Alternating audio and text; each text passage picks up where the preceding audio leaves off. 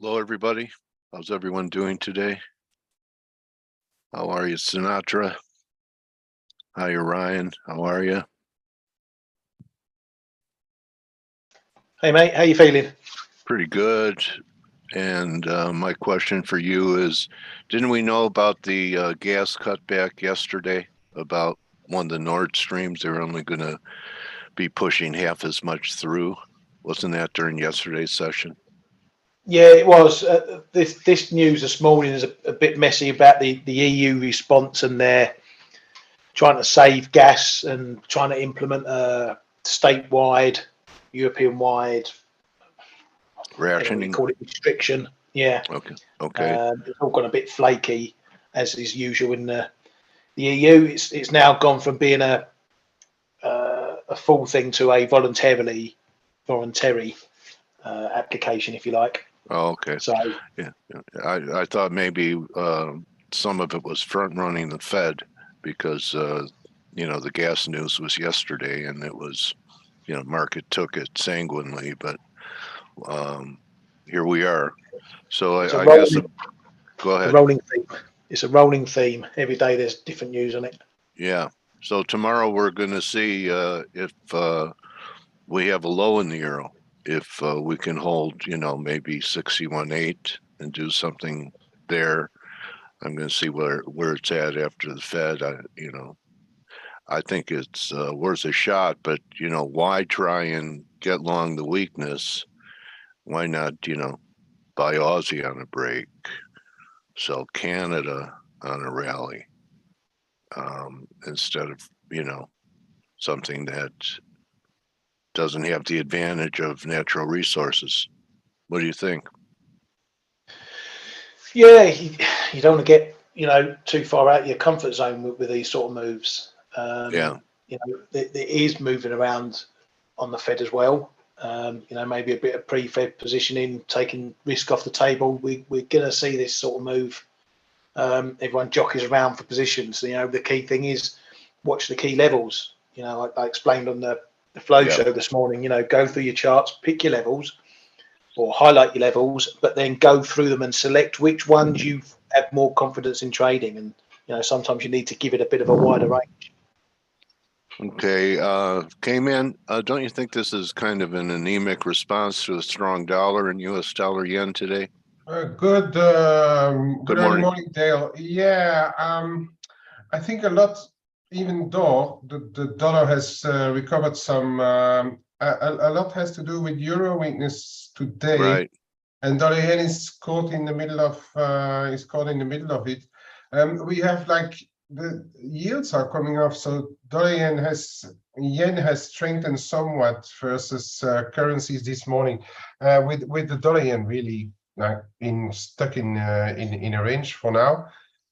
Looks as if we have done the big up and then the big correction, and now we are trying to figure out what to do with it next. It might all boot off again after the FOMC tomorrow. What I just want to highlight before jumping into any dollars is that tomorrow we trade value date end of month, and the US corporates may have some shopping to do because we're not only having the FOMC but also end of month kicking off. Traditionally, value date end of month, US corps may have some dollars to buy, but it varies. It varies from 1 month to another. So we have to take that into account as well. Yeah, thanks. We never talked about that before you came. That kind of stuff. Well, a little bit about month-end flows, but you really pay attention to those. It's a great reminder for everyone. I think this is the strangest thing on the board. With the 10-year threatening a breakdown in front of the Fed. Not threatening to make new highs, threatening a breakdown. You find that a little bit bizarre? No, it is in a way, but then this market is trying to front run everything that's possible. So now we are expecting those 75 BPs tomorrow, and then the market is already front running that Powell may say that they have to slow down. So if there is nothing coming out of that at all out of the press tomorrow, and the press conference, as we said yesterday, is likely going to be more important than the actual 75 BPs. If there's nothing changed on forward guidance or saying that they might slow down, those yields may creep up again. But for now, they are trying to front run a Fed slowing based on data which are slipping a bit. Yeah, GDP after the Fed. As well, right? Yeah. Anything else that's attracting your attention, Stel? Good morning, everybody. Water border. The interesting thing for me was Yellen, Janet Yellen, saying if we do get 2 negative quarters in a row of GDP, it doesn't mean we're in a recession. And I urge her to go and pick up any kind of economics book. But no, seriously though, it's a tough one. The market keeps trying to figure out when the Fed's going to turn. Where's the end? When is it coming? And this GDP print, if it is negative, which I think it probably will be, and especially if it's considerably negative, then that's going to be one little how should I put it? It's going to be one thing that the Fed's definitely going to be looking at, and it's going to perhaps cause them to consider, when is this hiking cycle ending? Because let's remind ourselves, they've only been hiking for a few months, and already data is starting to come out mixed, and leading indicators are turning, et cetera. So we know that recession is coming. The question is when, and the markets are trying to guess that, because what the markets are trying to do is basically guess when the Fed's going to make a U-turn, which means that we're back to risk on and buy everything mode. I don't think we're there yet. I really don't. I think we have one more push lower in equities. I've been saying this for a while, and then I think that's going to then coincide with the Fed, turning, But I don't see why the Fed should at this point change what they're telling us. Tomorrow, I don't see it. Why CPI is so low? 8.5%. Yeah, it's super low. Never better. Something that happened in risk, and I want to turn it over to Blake, is that yesterday the Russell closed higher, 0.5, 0.5% higher, when the rest of the market was down. Nasdaq down 1% or 2%, and S&P's down. So this continues to improve the spread of being long IWM over SPY, and I was taught that the Russell's a speculative end of the market, and maybe it doesn't take as much money to move the Russell as it does like the Qs, the mega caps, but there's money flowing into these. Just I don't know, you could take advantage of it by doing the coupled pair, your long Russell, your short S&P. That's something Steve would probably know how to construct, but I think there's some message in there that they're buying, the things that haven't participated in a year. Does that mean anything to anybody? I mean, I think I believe it's diversification, right? I mean, portfolios are just portfolios have one of two actions to take defensively. I think one of them is move money from one index to another. Yeah, because you're just reallocating, right? Yeah. And the other defensive measure is buy dollars.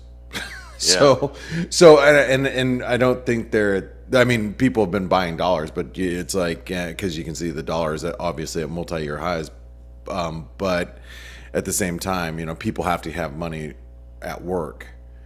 So I think that's what you're seeing. Yeah. How about a failing rally in the dollar after the Fed, Blake? I think it's entirely possible. The dollar really had that pivot off that 38% retracement we talked about yesterday, though. And exactly, right there, and it really held. So I think that's going to be really key going into this week. I'm kind of, as far as the dollar goes, I've pretty much not looking at anything else now. So that's all that really matters following the the Fed, but I guess I got to ask. I want to ask you guys. I mean, what is the Fed going to do, or what could they do? Stelius, I heard what you had to say. Like, you know, they're not going to. They're going to continue to raise rates. What has to happen for the dollar to rally, or I'm sorry, to sell off from here? What has to happen? And I'd like to hear from you guys. What has to happen for the dollar to actually sell off and stocks move higher? Because I personally don't see it happening, but you know, somebody. I think this would be, you know, whatever. This is what I'm saying. It's the strangest thing that the notes, 10-year yields are on the verge of a breakdown in front of the Fed. So if we break down and measures 220. No, I agree with you. I see that. But that could turn the dollar. I think that's the result. But what is the Fed going to do that I can't see? Well, I mean, Powell can go. We are because if they raise 75 tomorrow, which is likely to be the case, the top end of the Fed funds will be at 2.5%, which, according to several Fed members, is around neutral, right? Yeah. Powell for the dollar to sell off. Powell, in my opinion, during the press conference, will have to say that now we are close to neutral and we are data dependent to see if we go any further or not. On the contrary, that would do it. We are ready to go into restrictive territory, as we have been saying, and the pain may have to be taken, then likely dollar will shoot higher. But if he goes data dependent and we are close to neutral and softening his stance, then the dollar will likely get a knock on the head. Yeah, I mean, I hear what you're saying. It's like I don't see it. I don't. But you're asking what. I know. Like I guess what I was trying to ask you is convince me. Maybe that's the way I should have. Maybe that's the way I should have said. The easy way to look at it, Blake, is what you said yesterday. You know, if something ain't going up, it's only got one other way to go. So what would make the dollar go up? And that would be the Fed being super hawkish tomorrow. That means going 75 and saying they're going to go 75 at more meetings, or they see a higher path for rates. You know, Kay's talking about the neutral rate. They've still got a terminal rate up at 3.5–4% because they are happy to overshoot on rates before bringing them back down again.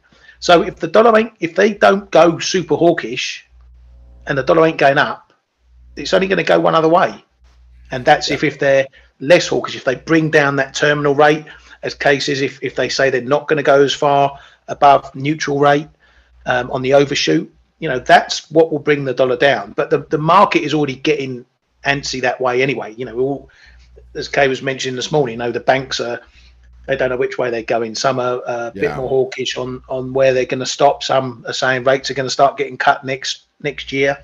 You know, it's a bit all over the shop. So that's what we're trading. They would have to go super dovish for the dollar to really significantly sell off. I don't see them doing anything that kicks us out of these recent ranges.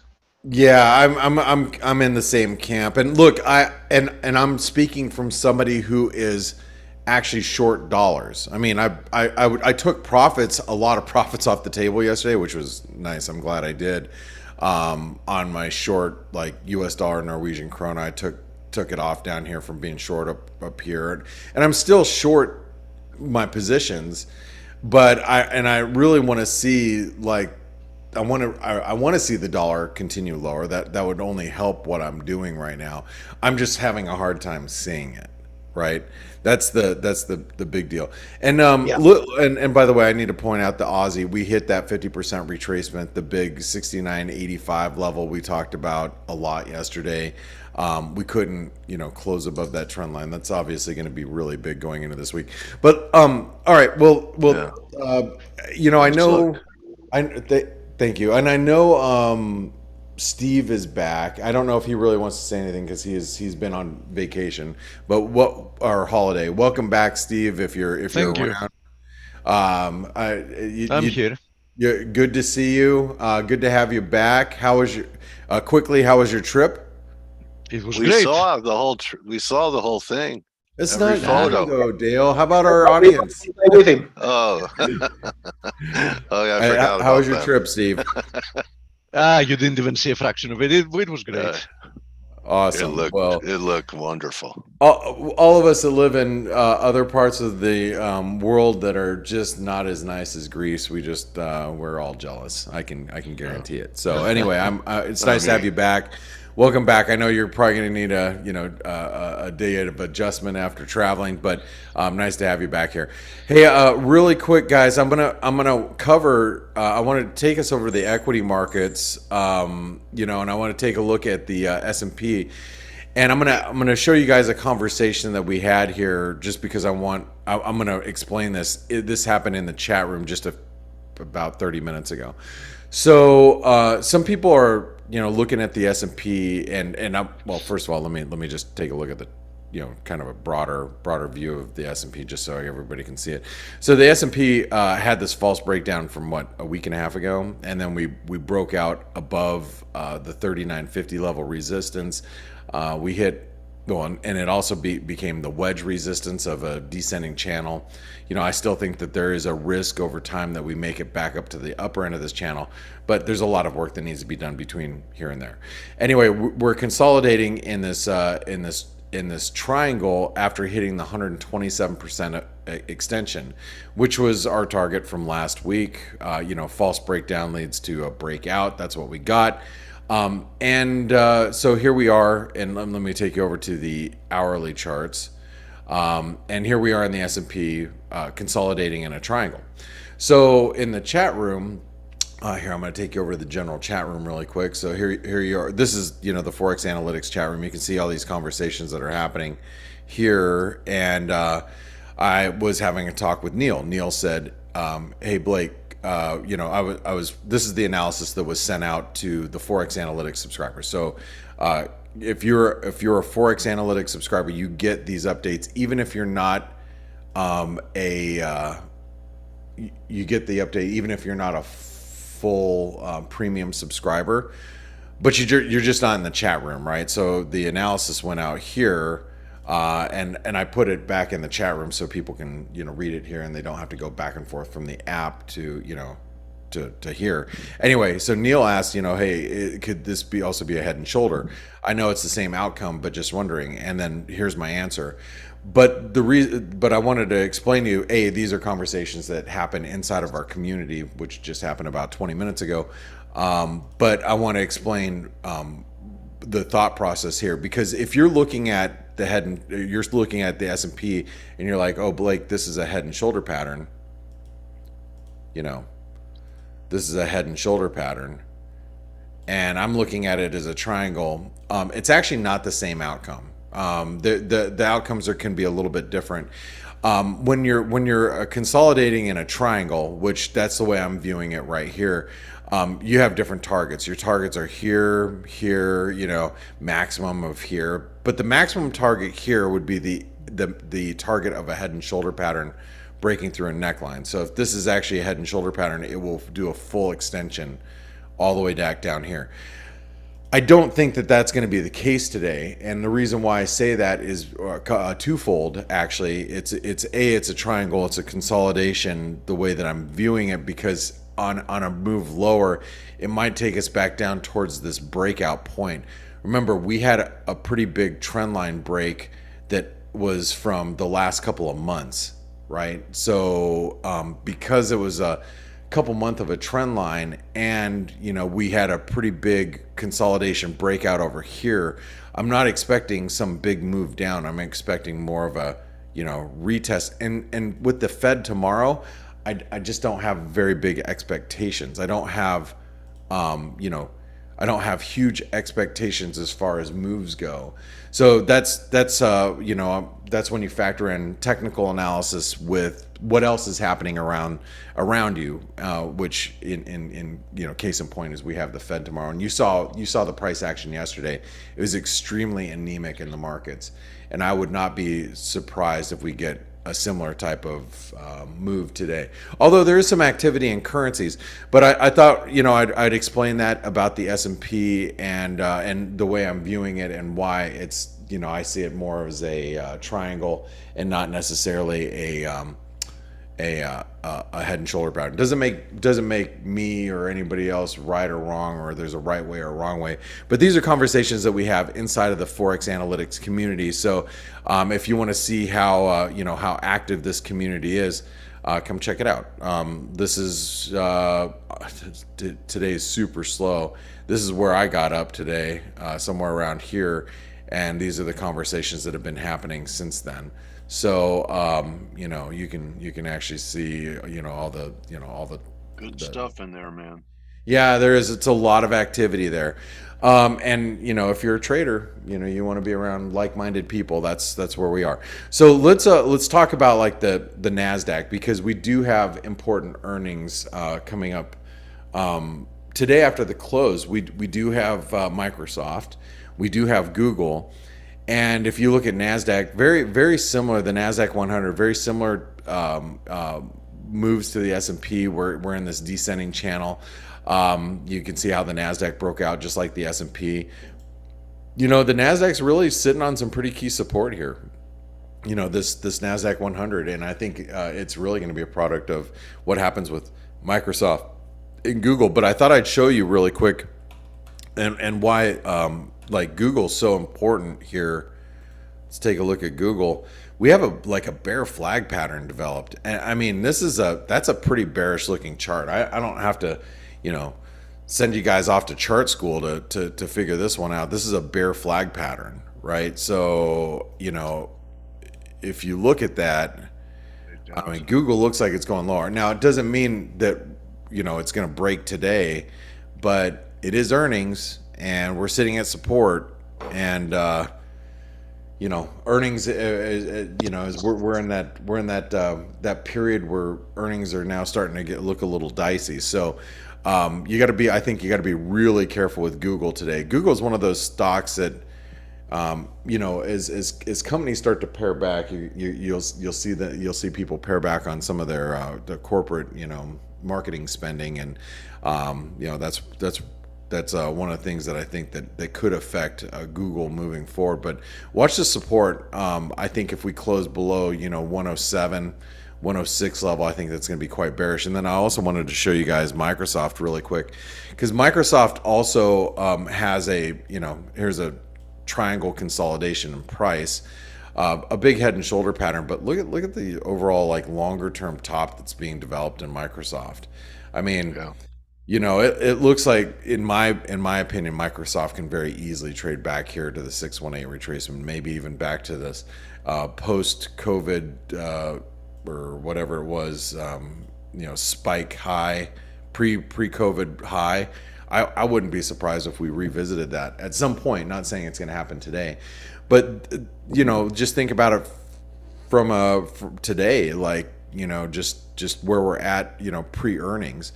Post earnings, on a miss, Microsoft could very easily be trading back at triangle support, and we're not too far off of the 52-week lows. So a break below this 50% retracement or the 52-week lows could spell trouble for Microsoft. So I think there's these are important stocks, important earnings for the market that are happening today, and I think it's important that you keep an eye on them, and these are going to both be after the close. We got about 7 minutes, and you know who else is going to be probably talking about these, Dale? Michele? I bet you're going to have Michele talking about them. I don't know if she's in here yet, but yeah, when she comes, okay, cool. When she's listening in for her interview, or when she's you're interviewing her, ask her about Microsoft and Google, and see how important that is. I'm sure she's going to look at the Russell. I know one of her focuses are going to be on the Russell 2000. But I want to go around the room really quick and ask you guys what you're looking at today. For me, personally, in currency land, when we're talking currencies, I am keeping a very close eye on the Aussie dollar. I still think it's acting better than most currencies. You can see that the Euro Aussie, I think you brought this up yesterday, Kman, absolutely getting destroyed. You talked about being short Euro against crosses. Nice, Kman. Yeah, we pulled up the Euro Aussie for you yesterday, and you're like Yeah. you're bearish. That So are you still continuing to keep an eye on this? Yeah, of course. I'm still short. I'm still short some euro crosses, euro Aussie, euro sterling, but euro sterling less now. I've re-entered Euro Canada. Still a bit short Euro mix. I'm still not having a lot of confidence in the euro. So yeah, the Euro Aussie is in a little intermediate support right here. So taking a few off, and then looking for a bounce to probably add again. So yeah, somewhere around that black line that you're showing in around 147.40. If we see a rebound there. I've had orders sitting out there for like it feels like all night.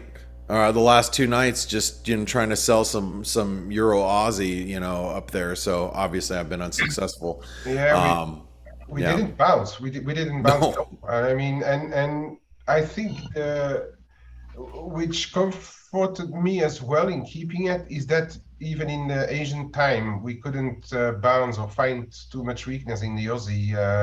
So for that matter, Euro Aussie didn't really rebound at all. So that it's Niagara Falls, bro. Come again? It's Niagara Falls. Yeah, it looks like it, doesn't it? It's a waterfall. What's the biggest European waterfall? I don't know. I'm just asking for a friend. Asking for a friend. Dale went all America. Dale went all America on everybody.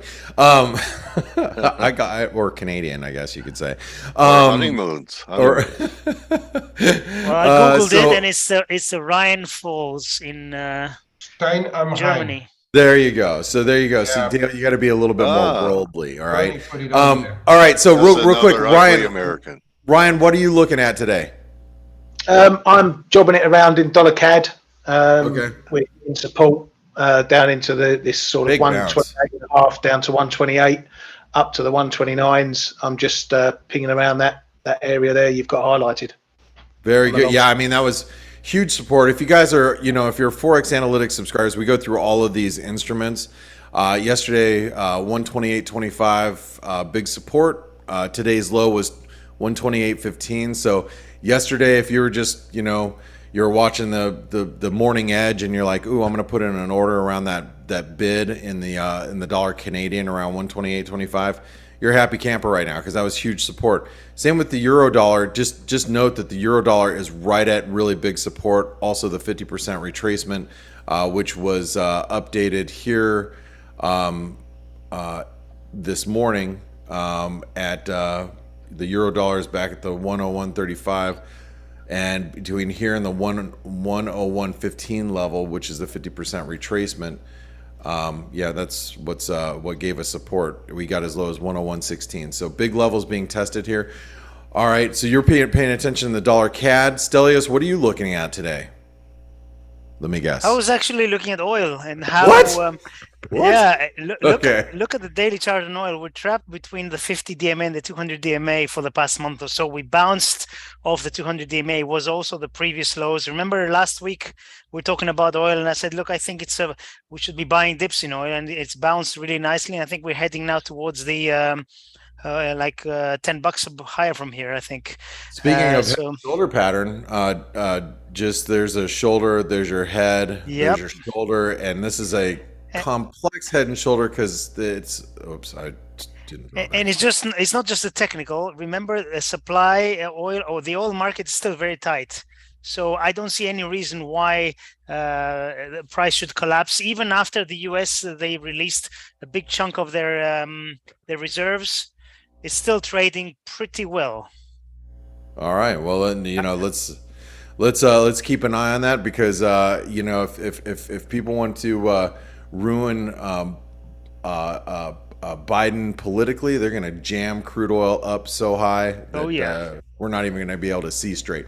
All right. Very good. And really quick, I wanted to say that do we have any data coming out this morning? No, it's pretty quiet today. It's pretty quiet. We got the conference board consumer confidence later on. We need to watch the inflation numbers in there. That will be important. Yes, that's a great point. And because we got you know, it is all about the consumer right now. So that comes up in about what is Hour that? and a half. Hour and a half. Yeah, 7 o'clock in the morning my time. Yeah. So yeah, it's about an hour and a half. So we'll be keeping an eye on that. All right, guys. Well, you know, Dale, I hope you have a great interview with you know, Mish. Oh, sorry, Blake. There is Philly Fed non-manufacturing PM index thing out at past. It's never on the calendar. I've just remembered, and there it is. Oh, okay. All right. Oh, and that just came out? Yeah, came out. So it's the services index really from the Philly Fed. Oh. How does it look? 0.1 versus 4.6 prior. So a soft number there. And we obviously saw the US PMI services go into contraction last week from the S&P Global number. Got it. Yeah, that's gonna be important. All right. Well, yeah, especially as a PMI, we're watching PMIs go into contraction almost globally. So, good heads up, Ryan. And remember, if you guys want a heads up and you're in Europe and you don't listen to the free European show that Ryan, Stelios, and Kman do, make sure you go check out the Flow show. It happened. How many hours ago was that, guys? Just so everybody has a gauge. It started 3 hours ago. 3 hours ago. So if you guys want to get prepared for your trading day, make sure you guys are listening to the Flow show that broadcasts every day for free. Make sure you register for that, and check out the Trader Funding Program. If you haven't checked out the Trader Funding Program, come trade our money, not your own, and don't take any risk, and just and make 75% of the profits. Learn more. Check out the video at the very bottom of this page. All right. Dale, it's all yours. Have a great interview. Thank you, Blake. And, thank you, team. Go ahead, Blake. Go ahead. No, I was going to say, tell Mish I said hi. Okay. All right. Welcome, Mish. Hello. How Can I are start you? my video? Sure. Should go I put ahead. up? It says host has stopped it. Okay, I haven't. I'm thinking it's over here. Let's see. Panelists can chat. Maybe it's here. Allow panelists. Allow attendees. Oh, here you go.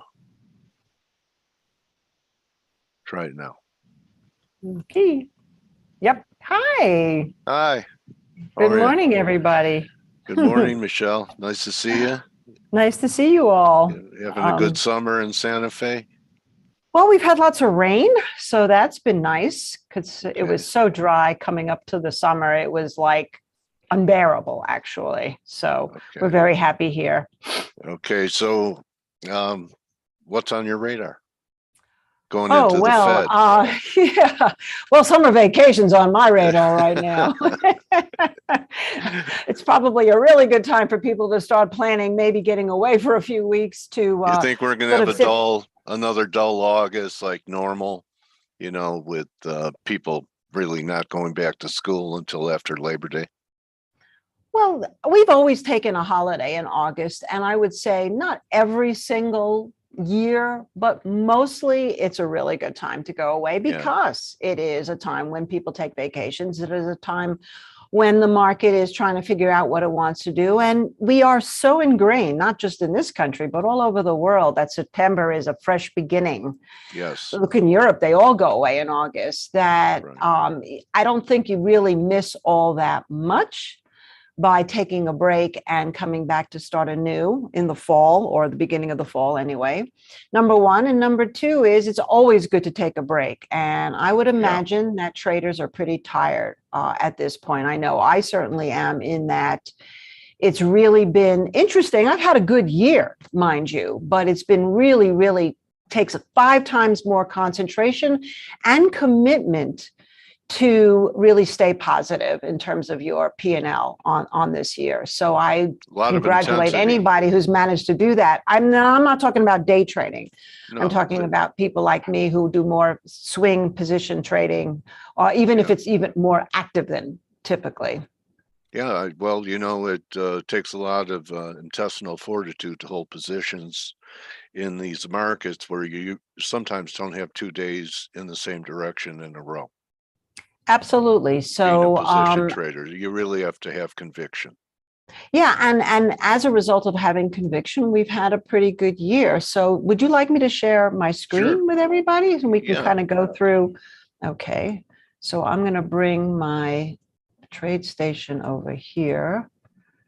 I don't know what happened. So the market bottomed right around the solstice. Okay, that's GAN thing. It was the beginning of summer. Do you think it has legs to follow through the rest of the summer, and then we're going to see what that September is going to be an important month. The last quarter. Okay, I'll answer all that, but first just answer me. Can you see my screen? Got it. You got it? Okay, cool. Yep. Well, what's so interesting is this is, guess who these are? My friends, yeah, your my family. economic modern family. And what's been so interesting about the economic modern family is it was back in November, and I don't remember if you and I spoke near this period of time, but back in November, obviously, we could see that the 50-week moving average was starting to break in the key areas, which would be retail and in also IWM in the Russell 2000. And so that was really our first clue that things were going to deteriorate in 2022. And this is long before we were really starting to see, Fed was already talking about doing some kind of tightening, but it hadn't really officially started yet. So that's why I like to look at the people, and I know I call them people because to me it's grandma and grandpa, but it's good to look at them to see our clues for what's happening going forward, because look how technically beautiful they were. Yeah. Not after it broke down under the 50-week, literally we've been in a trading range market in that we get a range for a week or 2 or 4 weeks or even 6 weeks. We break that range and only to go establish a new range. And in this case, even though we went under the 200-week in XRT, we're Pretty back close. above it. Yeah, exactly. So essentially, right now we have to watch this sector. Obviously, Walmart we don't know yet whether Walmart was some kind of a precursor to the disaster as we start to see more retail earnings come out, especially this week with Amazon and Apple and Google and all the areas that people go to. But or if it was just some aberration because of the way Walmart had been operating on its own. We don't know that yet. So that's why it's so important to watch here what happens with XRT. So if we put a little perspective on it, and we go back to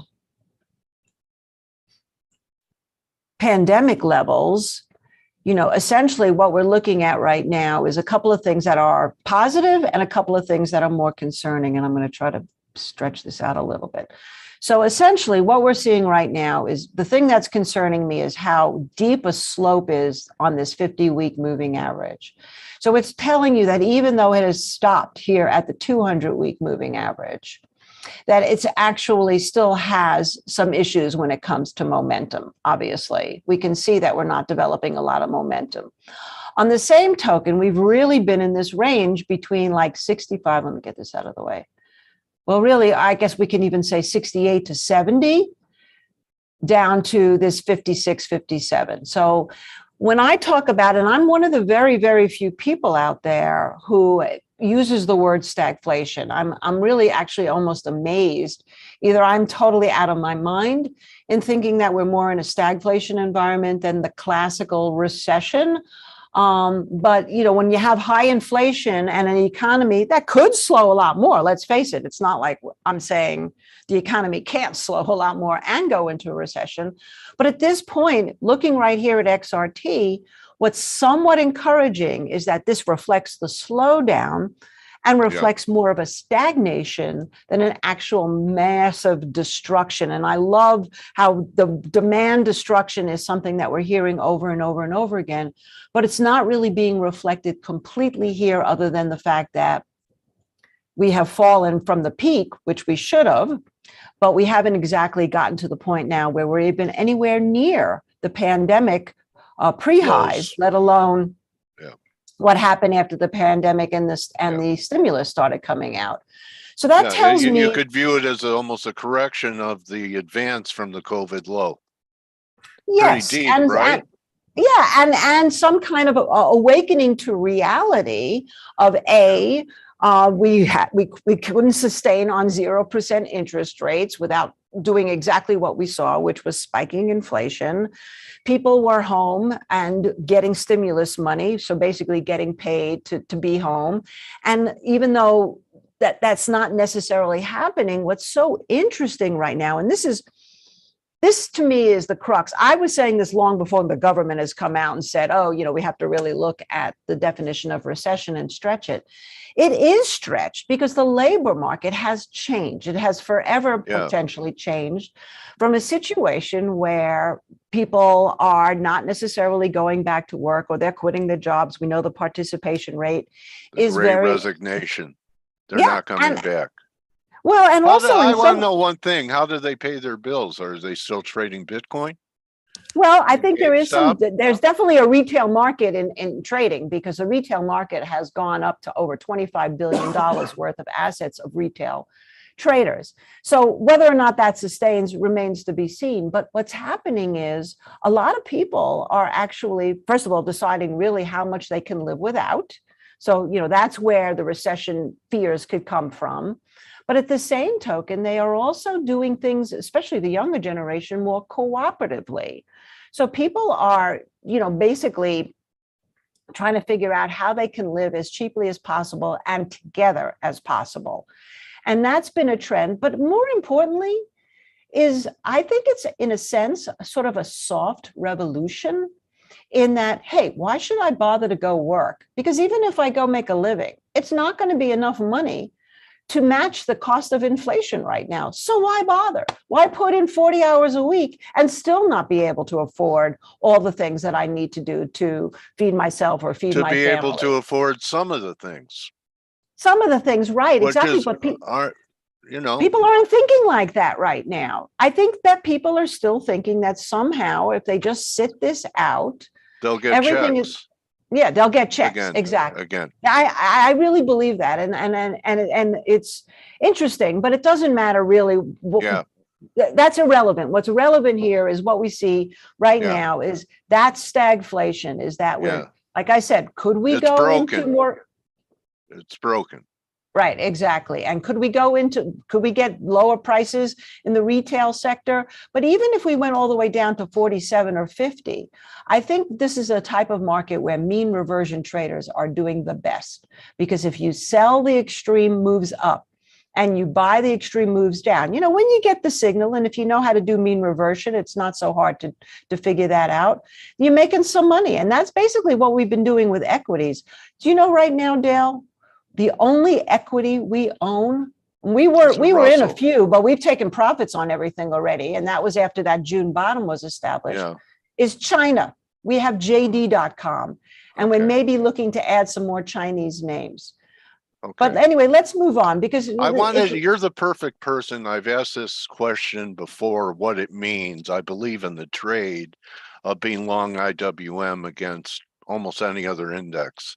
And I was always taught that IWM is the more speculative part of the market. And, perhaps this outperformance in the Russell could be indicative of that we might have one more spec leg left in the market. What does it mean to you that Russell may continue to outperform everything, the mega caps, S&Ps, Dow, everything? Well, if we just look at what the Russell 2000 is, basically, it's a reflection of the industrial manufacturing side of the US. And we know that has been an underperformer against big tech for years, because there's been no real investment of growth into this country. I mean, just look at infrastructure alone, and we can see how behind we are from, let's say, Asian countries. If we look at solar technology, China's so far ahead of us. And so it's actually almost been somewhat of an embarrassment in this country how little money we have paid towards creating a better infrastructure for the United States, a better industrial manufacturing sector for the United States. And instead, the money has really gone basically to corporate profits and corporate buybacks. So if the Russell 2000 can actually get some legs, I would change my mind about everything. I'm a little bit suspicious about that right now. But again, if we go back to 2020, we held, a little bit beyond it, but this was a perfect mean reversion type situation, right? Yeah, we had a really down week.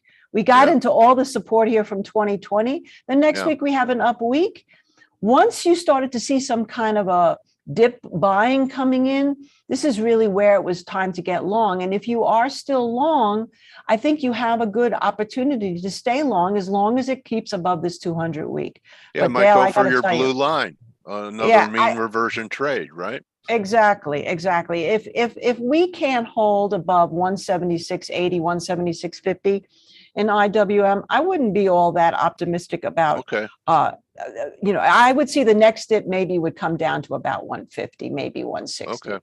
That area. So you even know where you're wrong on it. And, here's a classic example. So most traders, Michele, they would say since they didn't buy it before the breakout, they're late. But what you're saying is now they have confirmation and a level on which if they do get long, they get out of the way. So it's a better trade now than it was at the low. Well, you certainly do know, right? In a sense, yes. I mean, we have a lot of things on our radar. What we are very cautious, though, during earnings season. We don't like to buy ahead of earnings. So there's a bunch of stuff on our radar. Maybe we should go through that. It gives me Spielke's earnings. Well, I just want to show you what a classic mean reversion looks like so that it would be really helpful for people to know what I'm talking about. So I have to get this out of the way. Okay, so this is our real motion indicator right here. See this? Yeah. So basically you get the dots, which is the momentum, following the momentum. You have these dotted Bollinger Bands here. Then you have a 50-day moving average and you have a 200-day moving average. Yeah. So when IWM was down here making a new low, look how we broke the Bollinger Band down here, right? Yeah. Then we came back through the Bollinger Band right after an inside day and then a move higher. So this was really your signal to go long with a stop under here. Yeah. Now, this is why I'm saying right now, mean reversion. I mean, when you're in a trending market, I would not say mean reversion is the way to trade necessarily unless you're really active. But when you're in a trading range market, it's really great. So now look at what happened here. You get a move up to the Bollinger Band. We don't quite get through it. We're above the 50, by the way, and above the 50-day moving average here on the daily chart. And once you start to see the momentum break down, it kind of tells you, hey, maybe it's time to take some profit. I'm not saying necessarily get out. Or if you're a short trader, maybe you would say, okay, I want to go short and I want to get out, obviously, if we take out this high. So coming into today, look at that. We had an inside day yesterday. Yeah. We're getting a little bit of a mean reversion sell signal here, but we have a lot of support down around that 176 to 176.50 level. So this gives you a couple of choices as a position swing trader. If you've already taken your profits, great.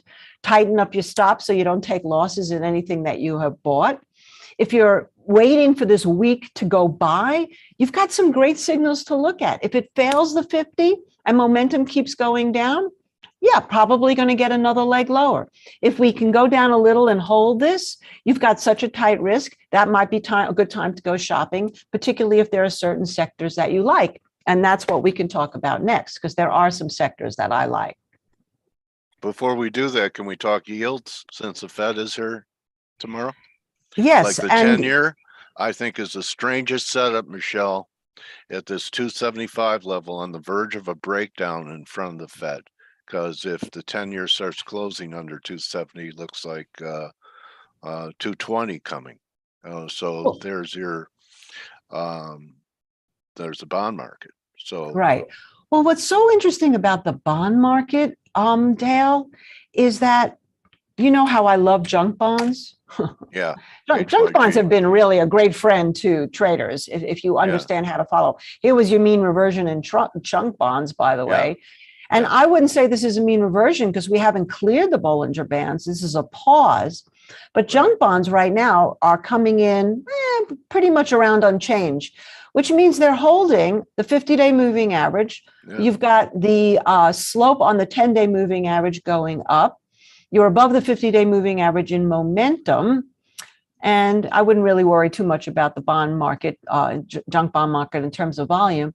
But what this is really saying is that there's still a risk on attitude. So if you take that, why would bond traders be buying junk, high yield bonds ahead of a historical Fed meeting where they can go up 1%? Is because they probably feel that the Fed is not going to do 1%, 75%, 75 basis points priced in, maybe even 50 basis points, because we don't know what the Fed's going to focus on here. Powell has said everything from last week, well, if we do one more major hike, that's going to be it. So that's what the market hears. Okay, that would be a great opportunity to buy. Oh, he also said maybe we'll go to 50 basis points and not 75. So I think it's really important to see what the bond traders who are really doing the high yield, high debt bonds are doing, because regardless of all of the talking heads and everything that you're hearing from people saying, oh, we're going into major recession, to people who think that we're going to go into new highs, forget about all of that. To me, this is the most important chart, probably of all the charts I showed you. The others give you great trading parameters. This gives you a macro sense that things aren't as destructively bad as one would think, listening to all the talking heads out there. They're not worried about credit. Exactly. I mean, there's not going to be a major default at this point by anybody looking at this. Could be wrong, and we could see this thing go, But until that happens, you know, again, I'm sort of more cautiously, I think we're in a stagflation. I think what this is showing is that things aren't so bad. So we could see that the destruction that everybody was expecting down here, it never broke really 90. 90 was actually a great double bottom. And maybe we can see a little bit more. I mean, do I think we can get to 100? Possibly. Do I think it could go more than that? No. But if you go back to the 70s, this is exactly what happened. We went into that quick recession after the oil embargo in 73, 74. Then things with a more accommodative Fed started to come back. Then 76, we started to see a new leg up in commodities. Why? Because people got complacent, and the Dow Jones Industrial Average had topped out at 1,000. And really, it took not until 1982, 83 for it to clear that. Yet we had these big swings in there and then a flat line. And I kind of still feel like that's kind of where we're going at this point. So I haven't changed my mind about any of that. Okay. So, well, watch HYG. Yeah, I know. I like this one. Because it's so obviously junk, you know, it says junk. But here's HYG. It looks exactly the same. It doesn't matter which instrument you like to look at. So corporates as well look okay. Sovereigns look okay. TLT looks good. TLT, actually, you would think that, you know, if the Fed was going to be so hawkish. Now, it's not exactly impressive, but it's certainly not falling apart. And by the way, this actually also had a mean reversion to the top. You see how nice that is? It breaks out of the Bollinger Band, then breaks below. So now I wouldn't trade the TLT ahead of a Fed meeting, but it would certainly be interesting to see. This could be a big bear flag, and we could see the yields go higher, and that could destroy things for a while. Or we could put in a right shoulder. Look at the left shoulder, and then the head, and then the right shoulder could develop on a break. And then we get through 120. This is where people like Raoul Powell are saying, buy bonds, buy diamonds. I mean, you know, this is where a lot of people think that everybody that says that the yields are going to go much, much higher is, you know, are wrong. Now, with that, you have to ask yourself, with inflation, most recently at 9.1, and by the way, gas prices rising, natural gas prices rising, some of the other commodities have come off, but they're into really major support. You have to say, even if we go to 3.5% yields, right now we're still under 3, or we go to 3.25. Is that really going to be enough to control inflation? And that's where the stagflation, and I'm, again, maybe one of the few holdouts to think that we're still haven't seen a second wave of a super cycle in commodities. And that's really what I'm watching very carefully right here. Can we spend the last few minutes talking about commodities, since you believe this is most likely a break to buy rather than the end of the bull market in commodities? Am I reading you correctly? Yes, you are reading me correctly, sir. Turn the page. Anyway, to commodities. All right. Well, here we go. Look at DBA. Okay, so DBA right now, this red line here is a Yeah. 6-month calendar range low that resets in July. It resets in January. Look how nice it worked in January. It cleared the 6-month calendar range high and had this huge move up. And now here was the 6-month calendar range low. We broke it for like a minute yesterday. And now we're back above, 2 days ago, sorry, Friday. And now we're back above it. And now this is coming in 77 bid at 85, which means it's coming in up here.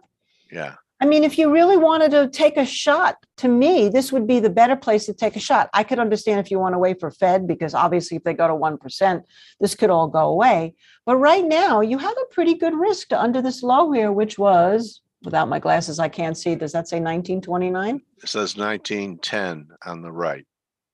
Right here. Wait, hold on. 1929. Oh, wow. Wow. That's an interesting Nice. year. Yeah. So anyway, that's DBA. I would keep my eyes on that. Sugar, which has had a massive amount of destruction here. Look at that. Look at what sugar has done. Yeah. But sugar, right now, we'll see what happens today. Sugar could continue to go up. To go down. I'm looking for a mean reversion trade in sugar. We get a mean reversion trade in sugar with all this support that we have down here from the beginning of 2022. And I would say sugar could be a lead indicator for more inflation to come. Want to look at gold? It's been such a dog, but it had an unbelievable move. And let's see if I can tighten this up here. No, that's making it narrower. Sorry. You want to talk about holding support. You had the lows from 2018, 2020, right down here. And now you made a new low. You broke the 6-month calendar range last week. You had a perfect mean reversion trade, a big reversal the next day, a pop. And again, if you haven't touched gold, or if you think gold's going to 1400, you might be right. But to me, the better money right now, and by the way, we're in it, small position, we've got in, based on the fact that this reversal, we would know right away where we were wrong if it breaks down under here, or if you wanted to take a smaller position, but risk wider, you could look at the 200-week moving average. So that's kind of where we're at. Otherwise, I'm really, really interested in some of the Chinese stocks. We're already long JD. You can see this thing is coming in 0.5% higher. We're looking at Chinese solar, Inco Solar. Why do you think the main reason is because of their central bank easing? That they're outperforming? Is it that simple? It could be that simple. It could also be the fact that, COVID has still kind of wreaked havoc there. And eventually we know they're going to come out of it. But if you look at 2008, Dale, when we were crashing, China was rallying. And it's a very similar type of situation because we're doing QT, they're doing QE. And again, you want to look at talking heads. Everybody's going to talk about how China's great world power dominance is dead. No freaking way is that true. No way. You have some advantages in a sense of the fact that they don't have to have the political process that we have here to get anything done. They want to get something done, they get it done. They want to bail out Evergreen, they bail out Evergreen. They want to keep people happy, they try to keep people happy. They want to squash anything that is anti-government, they squash it. But doesn't that worry you? Doesn't that worry you looking at their past behavior of doing that? Last year, they were pretty draconian on shareholders like Jack Ma and some other and I think Xi realized he made a huge mistake. I think he realized that yes, he'd like to control them, but I also think he made he knows he made a mistake because it drove the economy down along with COVID. So let's take a look at Alibaba because you fell right down. Did he call you, Xi? To get the correct he and I are like buds. Advisor. I get my chow fang, and But anyway, look at this. Alibaba has a little bit of a double bottom here that you could trade against. It's up almost 3.5% today. I think if you wanted to take another shot, maybe if we can get through these levels of 106, 107, you got a nice little risk to under here. To me, play China, play South Korea, play the countries that don't have the same issues of inflation or interest rate problems that we have. And in the meanwhile, if you're looking at us, the last thing I want to say is look at the EV space. Ford reports tomorrow. It's probably the most exciting thing I'm looking at right now. If That's Ford has good interesting. report, gets through 13, Yeah. with mass adoption of EVs, I think we Yeah. might see a nice little move up, at least, a few dollars here until we take some profits. Would you short the DAX? One question I just got. For Amira. Well, right now we have a nice little bottom in place. Here's your 6-month calendar range low. See that red line? Yeah. And in terms of the 6-month calendar range high, really you have to look at, it's right here. We're close.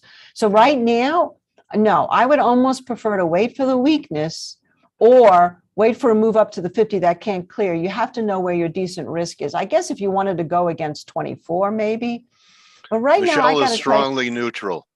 I'm strongly Right here, neutral coming right into now. this week, which is, I Okay. think, the best. Open mind. Hey, Open mind. Yeah, Yes, react to the reaction exactly. tomorrow afternoon, right?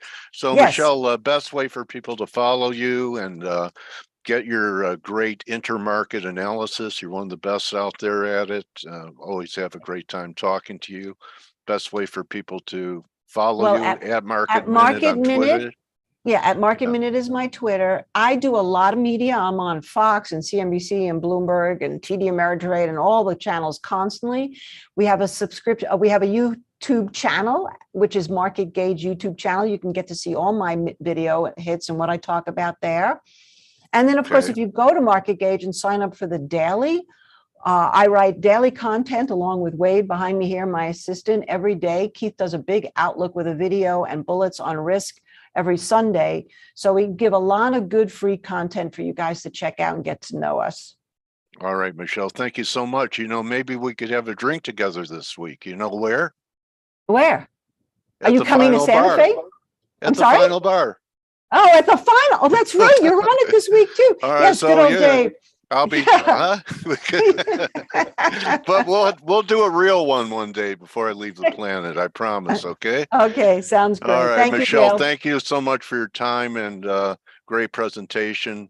You never, you never disappoint. So thanks Thank again, you so Michele. much. Okay, All right. bye-bye. See ya. Okay. So Michele, Miss Schneider at Market Minute, and you could join the rest of the team for the Morning Edge in 13. Everyone have a great day. Remember, don't just count your gold bars or your shares, count your blessings. There's always something to be thankful for. Adios, everyone. Thank you, Michele.